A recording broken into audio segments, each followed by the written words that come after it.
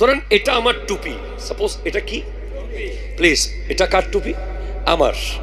আমার টুপিটা যদি ধরেন টেবিলের উপরে আছে, আপনি আমার টুপিটাকে নিয়ে মাটিতে ফেলে দিলেন, আপনি অসম্মান আমার টুপিকে করেন নাই, আমাকে করেছেন।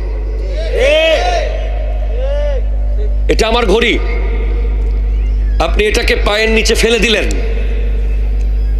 অপমান আমাকে করেছেন। মানুষ বলে মাথাকে লাথি মেরে টুপিকে সালাম, ঠিক কিনা জোরে বলেন না?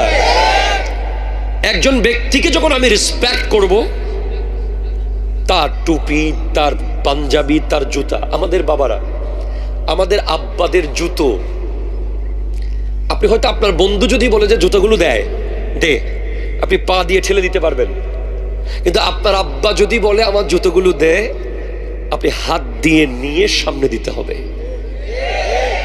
ধরেন আপনার শিক্ষক স্যান্ডেল পরে আছে, আপনি উজু করতে স্যান্ডেল দরকার, আপনার পা থেকে শিক্ষককে দিতে হবে, তখন আপনি ডাইরেক্ট ওনার সামনে পা থেকে খুলে দিতে পারবেন না, আপনি দূরে খুলে হাতে ধরে তার সামনে দিতে হবে।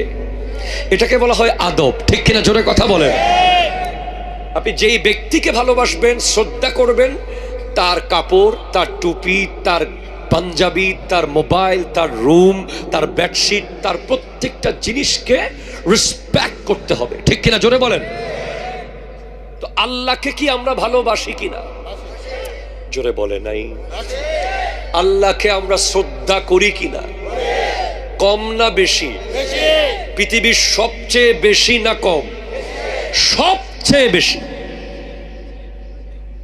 যদিও আমি যদি প্রমাণ দিতে পারবো যে আমরা সবচেয়ে বেশি রেসপেক্ট করি না, প্রমাণ আমাদের কাছে আছে। ইকো কমান প্লিজ।